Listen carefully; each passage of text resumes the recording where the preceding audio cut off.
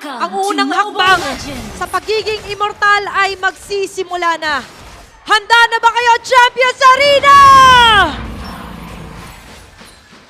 Grabe! Let's give it up, nandiyan ba supporters ng Team Liquid Cavalry? Make some noise! At syempre, hindi naman magpapatalo ang Sonics! Grabe! Nararamdaman natin yung tensyon at sinabi nga natin na isa lang ang tatanghaling kampiyon bago matapos ang araw na ito.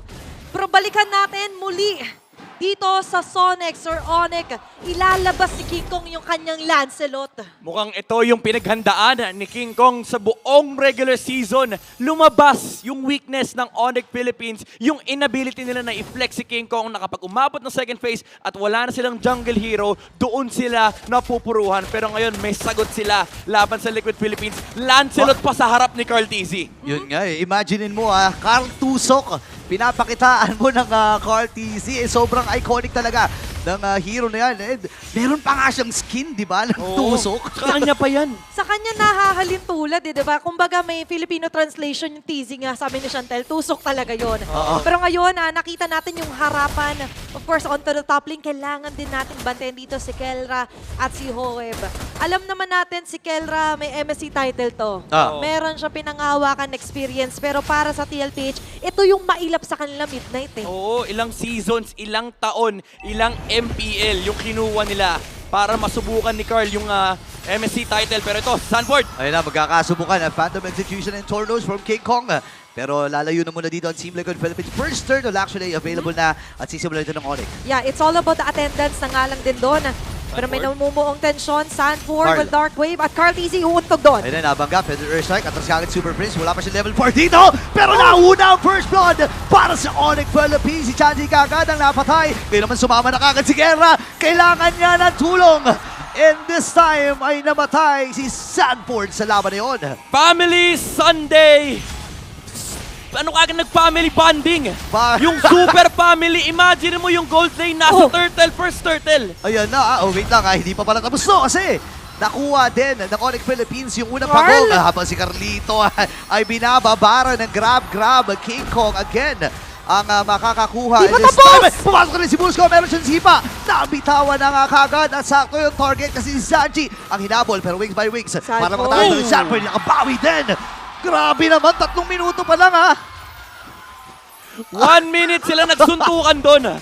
4 yung namatay. Pero overall, Onyx Philippines taking the advantage. Tinahi ni King Kong yung early skirmish kanina. Maganda yung attempt ni Carl TZ na bungguin kagad si Super Prince with a feathered airstrike na force nila yung flicker. Pero nandoon si Kelra. Nakakuha sila ng 2 kills kagad. And then yung constant zone mula kay Zushin, yun yung naubos na sagot dito mula sa TLPH. Tsaka ayaw talaga nila na somehow ipa-analyze yung nangyari doon sa Turtle.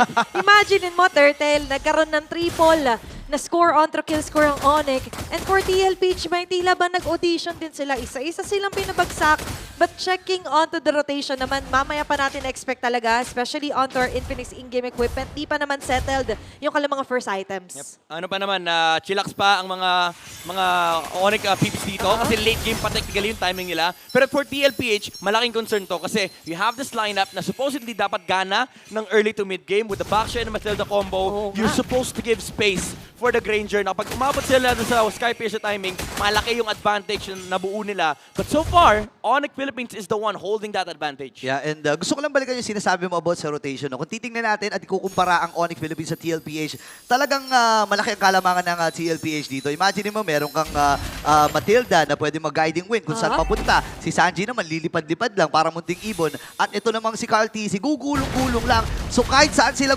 gustong magpunta, go kagad sila. Oh, wait lang go din ata dito. Grabe yung bonding talaga dito ni King Kong and Kirk. At sinabi nga natin, na-expect sana natin sa TLPH yung earlier. Pero Midnight, ano ba yung afford muna ngayon ng TLPH? Kasi hindi gumagana yung Matilda comp nila. Yeah, I'd say let the Carl TZ stand on the front line. Kaso problema, binibigyan sila kagad ng Onyx. Ayun na, pinagtutulong-tulungan na dito si Carl TZ. Phantom Execution ay ginamit ni King Kong para lang makatakas. Kasi alam niya na medyo mahirap ang kanyang pagdadaanan sa kamay ni Sanford with the Dark Wave. And yung ultimate ay available din naman. So ngayon ay pagong. Ay hawakan na rin Brusco. And also, nag-flicker doon si Sanford Midnight. So alam ito ng Super Son Supersonics or ng Sonics na tila baka hindi pwede pambigla-bigla dito sa Sanford. Yeah, inuubos nila yung oras nung TLPH. Ito yung capacity ng Onyx. Yung lineup nila is meant to just dance around Team Liquid Philippines. You have the Zushin na mangzuzone lang ng mga frontliners na force yung mga mobility spells mula sa TLPH. And even si Brusco at si King Kong, ang dami kasi nilang dash. So even if nag-e-enjoy dito yung Phobius, wala naman sila ma-convert na kills. Yeah, kumbaga lahat ng oras dito ginagawa lang Onyx time. Pero ngayon, naglatag din si Sanji ng kanyang Feathered Airstrike. Pero look at the turtle. Oo Ito pala nga. yung dance ng TL. Yun nga eh. Tsaka may trade din na ginawa doon. Sinuko nila yung Pagonga kasabay. Dotore doon sa may bandang ibaba. And 1.4k na kalamangan para sa Onyx Philippines. Pero may salubungan na naman sa gitna. Kaya lang sabi ni Super Prince, hindi, huwag na muna tayo makipagsabayan pa. Ito yung professional buy time ng Onyx Philippines. Alam nila late game sila. Second turtle, usually wala talaga silang pake. Binibigay nila sa kalaban nila, pero it's not for free. Kasi ang ginagawa nila is cha-cha dance. Cha-cha na dance pa. Yung literal na nakikipaguluhan sila against the enemy, and then hahayaan nila si King Kong mag-farm sa kabilang side ng mapa. Pero sa may bandang taas naman, ayaw nila hayaan na malugid din naman. Of course, doon sila Sanford. Pero Brusco, ito na yung kick. Ayun na, nahuli ka agad at hindi yata makakasapak. Wait lang si OM, nagamit yung flicker. Pero nabigpit din ni Super Prince. Si Kera nakakuha ng kill habang si Kikoy namatay. Atrasa mo na dito ang Onyx Philippines. Dito na yung rescue. Dito na si Cartesi at hinahabol si Super Prince. At makakataas pa retribution ni kinamit. Wala na siyang beacon dito pero yung flicker ay na-force din. And this time ay sa may bandang gitna naman Kirk versus Sanford. Kaya lang may kasamang dalawa.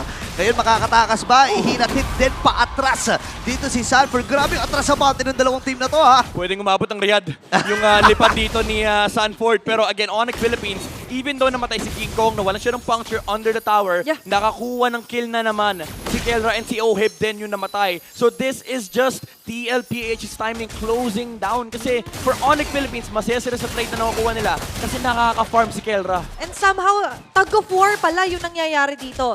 Kasi meron mang guiding win dito si JP. But imagine, with the Lantern Flare na meron si Super Prince, lagi niyang nami-misplace yung mga inililigtas din. Yun nga eh. Tsaka ang maganda dito no, para sa Team Liquid Philippines, hindi naman sila Brusco. super duper nagpapahuli. Pero sabi na, sige, walang mahuhuli dito sa laban na ito. Nakasipa pa si Brusco pero hindi sapat para makatulong ang kubunan ng Onyx Philippines. Si Sanford dito ay dumadamba pa rin. Pero doon sa may bandang iba pa, may ginagawa pa rin si King Kong. Nakakuha naman ng tower dito yung TLPH. They get a kill as well onto Brusco. They are gonna be happy with that. Pero ang matindi talaga dito, yung ngiti nung Sigma Jungler. Ang daming farm ni King Kong na nakukuha mula sa kanyang pattern. Ayan na, nabitbit si Ohim. Naku po siya na naman. Ang naging kabayaran. Habang gulo-gulo si Cartesi, ang magiging punta si Kera. Wala kaganap pa parehas na main damage dealer na magkabilang kubunan. Si Super Prince binababaran lang. Nanatod pa rin yung kanyang mga kalaban. Pero mamamatay pa rin siya. JP makakaalpas. Ngayon nakasaling daw yung grab. King Kong si Brusco. Ito na tapas. Ahina! Pinipirmahan ni King Kong. Ngayon naman nandun yung Dark Wave. Pasok si Cartesi. Tatakas pa din si King Kong. Paano yung gamit niya. Pero si JP magbibigay lang ng extra shield with a guiding wind. Si King Kong ay namatay sa kamay ni Carl. Primal Instincts from TLPH. Pindutan malala. Hindi naabot ni King Kong yung kanyang target. And they get a clapback against Onyx Philippines. Cartesi as well, finding Kelra on the back line. Ang laki nung kill na yun. That was Kelra being shut down.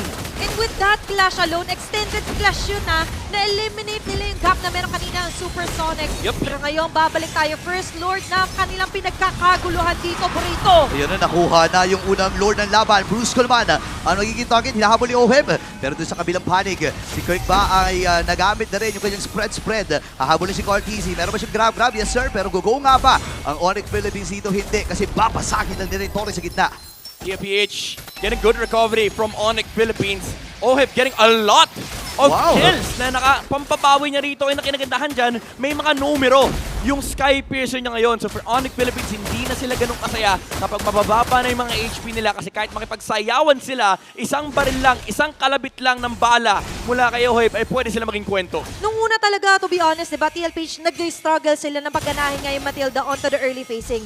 Pero yung mga extended clash pala yung pinakasusi nila dito para mabaliktad. Yes, kasi kapag nawala yung kapag na-burn yung heavy crossbow dito, pwede makapaglaro si Cartesi sa unahan dahil napakakunat ng backshot. Tulad ng ginagawa niya ngayon, napakataas na ng kanyang sustainability, especially with this blade armor. Yung mga damage ni Kelra at ni King Kong, nakikilite yung gulong ni Cartesi. Grabe, napakakunat talaga, no? Parang gulong ng truck kung habulin Itong si Carl TZ. Alam mo yung gulong ng truck daw, kahit sipa-sipain mo, kaya suntok-suntokin mo yung parang wala. Pati kasi ikaw pa masasaktan Ikaw pa masasaktan eh. Oo, kumbaga hindi mga pako, mga tinik ng isda yung mga Oo. dinadaanan niya dito kapag wala nga yung heavy crossbow. Yep. And as we mentioned, balik tayo sa damage dealt naman. Kanina struggling si Sanford, pero siya yung highest ngayon, ha? Yeah, kasi yung ano dito, no, yung mga frontliners ng Onyx na sustain na ng Phobius dito for TLPH. And na-allow na rin na yung TLPH kapag sumusugod dito, kailangan na isipin ng Onyx Philippines kung mag-e-engage sila o hindi. Kasi si Carl TZ kanina pa, inuuna niya rito yung mga yung mga supporting cast, inuuna niya sila Super Prince, inuuna niya sila King Kong. Kasi pwedeng siya ilabas ng Guiding Wind. Hindi sila matatakot basta-basta. But for the Onyx naman, kanina lamang na sila. Pero ano ba yung bit of a struggle ngayon? Kasi kahit si King Kong nahihirapan dumash out eh. Yung conversion into damage, kahit pa sabihin natin pwede nilang i-kite yung mga heroes dito ng TLPH. So far kasi, yung mga targets na nasa harap ng Onyx dito, ang kukunat eh. Literal, Brusco Brothers, yung Baksha, yung Phobius, allowed lang silang gawin yung mga gusto nilang gawin kasi nga may Guiding Wind pa, may shields pa nanggagaling mula kay JP. Tapos, yung commitment nila hindi ganun kadali kasi kapag tinamaan sila ng stun, ang daming burst na pwede manggaling sa Liquid, especially coming out from Oheb. Yun nga doon, laking problema talaga or ang daming problema na kailangan mong atupakin Oo. dito sa Onyx Philippines. Kasi bukod sa mabilis yung rotation nila, mabilis sila makaresponde dun sa mga team fights, ang bilis din ng nagiging action kapag may mga team fights sila na nililinis. And looking at the Infinix in-game equipment, Midnight, kaya rin naman masakit na dito si Sanji. Ito na naman yung pasugod talaga kasi naka-glowing one na nga. And imagine, di ba, wala na siya kakatakutan masyado. Yeah, may Genius Genius 1 pa, Wand. additional penetration, and si Kelra dito hindi pa tapos yung kanyang Malefic Gun, so wala pa yung penetration versus the Blade Armor, and also against the defensive capabilities of the Phobius. Dominance Ice nga lang eh. Yung hawak ni Sanford panlaban nito kay Kelra, pero kasi ang ka-1v1 ni Kelra dito, yung yung glue tsaka yung Zushi, ka-1v1 pero dalawa eh, no? Kasama. 1v1 sa dalawa. Di ba? And nakikita naman natin ngayon for TLPH, lamang sila doon sa mga extended, sustainable team fight. Pero mukhang dito rin sa mga pickups gusto nila magkaroon eh. Oo, ang bilis ng responde dito ng Onyx Philippines. Tsaka ng Team Liquid Philippines, right after nung bangga ni Carl TZ, parang bang automatic na eh. Alam na ni Sanji na, bitawan ko agad yung Feather Nation. Oo. Doon pa sa pinakadulo, no? Kumbaga ginagawa nilang naglalakad na stun. Well, gumugulong na yan, stun. gumugulong. Oo. Si Carl TZ, kapag may tinamaan, pero airstrike agad. Tapos nakita mo yung damage Oo. ng Onyx. Kiniliti-nili si Carl. Isang shield lang yun eh. Mula rin sa Matilda. Lalo ngayon, kumpleto na yung Assault Kiras. Yeah, tumataas yung total heal. Ayan o, ayan o. Kaso ito na naman, Kelra, tatakbo na lang muna. Bandang gitna naman, nahihirapan din sila Super Prince kasi magaling chase, malakas yung TL. Naku, 4v5 itong laban na ito. Si Kirk ay napaspread-spread na rin. Ngayon, magsisimula na King Kong. ang Lord na ito. Hinahabol ata ni King Kong. King Kong Ayaw versus Carl. palapitin. Sabi ni Carl, sige, King Kong, panoorin mo kasi yung M2 World 2v2. Championship. Ganito mag-Lancelot. Umit na nga si Sanford ngayon na hinahabol. Oy, Kera, sa likod! ay, nakakuha ng kill doon sa may bandang likuran. Naku, 4v4 ang magiging laban. Yung Lord ay i-reach si Sanford ay mapapa-flicker. Habol din si Kirk! Ngayon tatamaan din. And available pa yung kanyang grab. At nakasampa na nga Carlito. Nakuha yung Lord. Pero may magpakatay. Mamamatay ang gold standard. Same with this one. Super Prince ay tutumpa din sa kamay ng TL. Oh my goodness, TLPH, it started off as a mistake. Naiwan nila si Sanji sa likuran. Maganda yung nahanap na entry point dito ni Kelra. Shutting down the Parsa. Pero Carl TZ with a quick turn, binalikan niya yung Lord. Sabi niya, guys, alam kong sinabi ko sa inyo, chill kayo, pero wag niyong iwan yung Lord. Di ba kanina nagre-ready pa lang ako na kapalit dalawang buhay dito for the Lord para sa TLPH pero hindi sila pumayag. Oh, Hebdoso going for the double kill. You mentioned Sanji making a mistake pero mission failed successfully pa nga yata Oo, yun. nag-U-turn eh. Si Carl TZ sabi niya, teka lang boss, may naiwan ako sa bahay.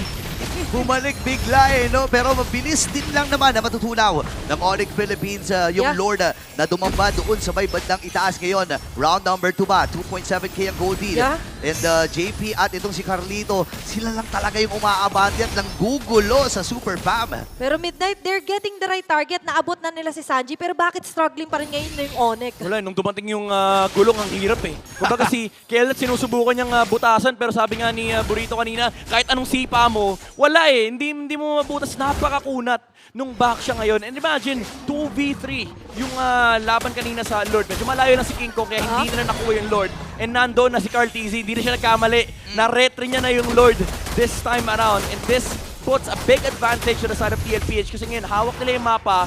Pero ito lumalaki na yung farm dito para kay Kelra. Ang biggest concern na lang ng Onyx Philippines is finding the right target and making sure na kapag nahanap nila si Oheb, wala si Carl TZ sa teamfight. Kumbaga, yun naman yung gusto nila mangyari. Kaso nga lang, lagi hinahain ni Carl TZ sarili niya, ako na lang lagi, ako na lang targetin nyo. Oo, napakakunat ba naman eh. Imagine, ayan tinan mo, Diba? pinagkapas. Grabe. Ano yung Shield of Spirit.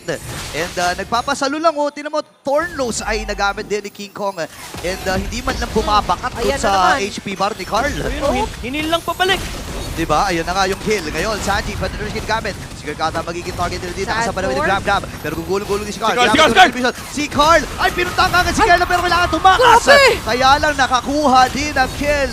Kirk ang natumba. 4v5 ang magiging laban. Naka-flow naman yung Onyx Philippines sa may bandang itaas pero pwedeng sumugod dito ang TL. And hindi pa sila tapos, lumalaban pa sila. May minion wave pa sa gitna ng lane. Onyx Philippines, can they defend? Nalinis naman with the Thorn Rose. Pero look at Carl TZ. Kita mo yung teamfight kanina. Sabi niya, hahatiin ko yung teamfight ng Onyx. Tsaka Pinasok niya yung Iritel. Tsaka nandun siya sa KK connection. Anong connection? Sige, pagsasabayin ko kayong harangan. Sabi niya, wag niyong lalapitan yung baby cakes ko.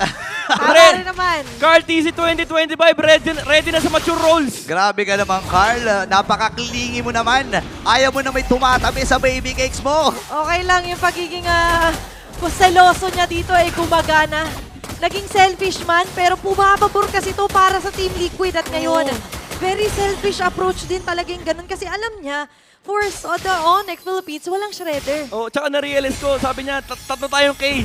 Tara, sama-sama tayo. Uy, wait lang, hinabol na si King. Ayun na naman, Execution na force Carl kagad. TZ. Pero si Carl TZ, hinahabol pa rin niya, pero nasa lupong. Di Brusco dito, available naman yung kanyang immortality. Pero dadaba si Kirk. Siya na sa nag-answer likod. ng damage. Siguro hindi nila alam, nandun sa may right mid. Spread. Left mid push. Pasok si Sanford. And this time, nakasalib din itong si Kirk. Pero inilalayo lamang doon sa super farm. Look, Carl Kaya na TZ! napagtutulungan Yan na na! naman! Tumba si Kirk, ladies and gentlemen. 4v5 ang magiging laban. Si Super Prince, pina-flashlightan lang niya si Carl TZ. Pero walang Oh my mapapapigil. goodness. Grabe yung barricade na ginagawa dito ni Carl. Ayan, No oh. joke. If ikaw ang Onyx Philippines, bad trip ka na rito sa backshell to. Wait lang ha. Naku, naubos ata. Naku, Wala wala na. na ata sa dash. And si King Kong, kailangan lang sidestep. Pero nandoon si Oheb at monster kill na siya. TLPH outmaneuvering Onyx Philippines. Very well covered. What? Yung force na dito. Prince! Grabe, dalawang bagsak. Damage sa isang katutak. Diba? Talagang siksik-lik-lik na naman yung nakikita natin. And it all started na naman sa pag may napapansin si Carl. U-turn lang ako pabalik. Oo. Gulo-gulo na naman. Grabe ito, na-miss ni Oheb to. Sabi niya, ganito ako nung naglaro ko dati nung nasa blacklist pa ako. 4 Protect 1. 4 na miyembro ng TLPH. Hinaharangan yung Onyx Philippines. Hindi mahanap ni Kelra yung favorite niya na 1v1 sa mga Granger. Kasi ang nasa harap niya, yung gulong ng Liquid. Oh, tsaka hindi lang yun ha. If ever man kasi na maipit si Oheb, nandiyan palagi si JP. Diba? So umaangkas ka agad siya kay JP. Dad, hatid mo ako. Dad, sunduin mo ako. Tsaka Iba na. ginagawa ni Brusco yung best niya. Kanina nung hinabas si King Kong, hinarang niya yung sarili niya Yes. para sa kanya mauntog. Pero Midnight, with what is happening right now, they getting the lot of ideas. Maganda yung targeting. Pero yung struggle, ano bang pwedeng i-answer talaga dito kay Carl TZ? Kailangan talaga makahanap ng ibang angle dito. Actually, yung solution mo kay Carl TZ is huwag mong pansinin yung backshot sa totoo lang. Kailangan nilang ma-zone yung ibang members dito no na para makapagbigay ng entry point kay Kelra. Siguro sipa, magical kick mula dito kay Brusco onto Oheb. Pero so far kasi ang hirap gawin yan kasi kanina pa sila hinahunting ni Sanford eh. A lot is at stake doon sa sipa na yun. Pero bandang baba, nag-on yung puwersa ng TLPH. May Lord silang kasama dito, Burrito.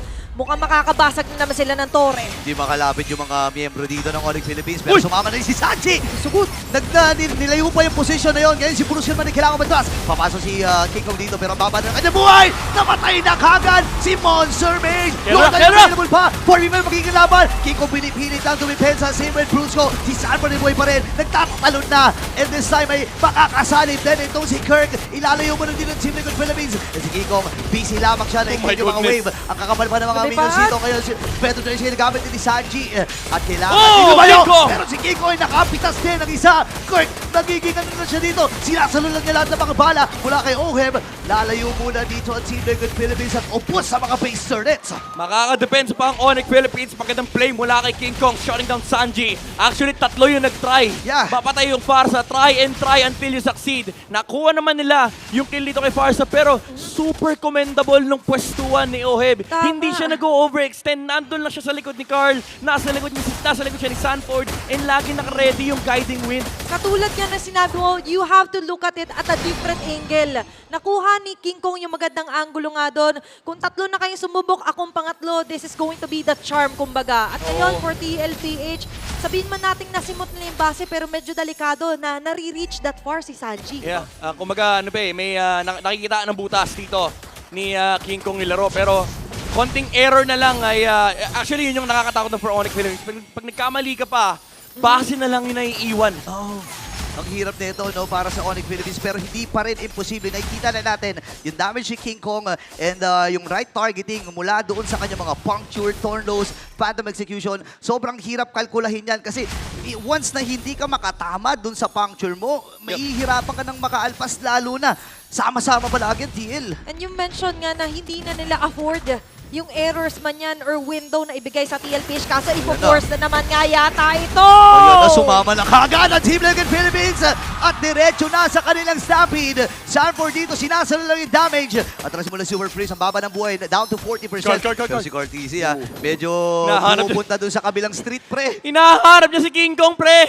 Sabi niya may Lancelot dito kung okay, dito ako pupwesto eh. Parang Diba? kulang daw yung recipe. Parang may Oo. kulang nagtatago. Pero Kulang. ngayon, Kulang yung key.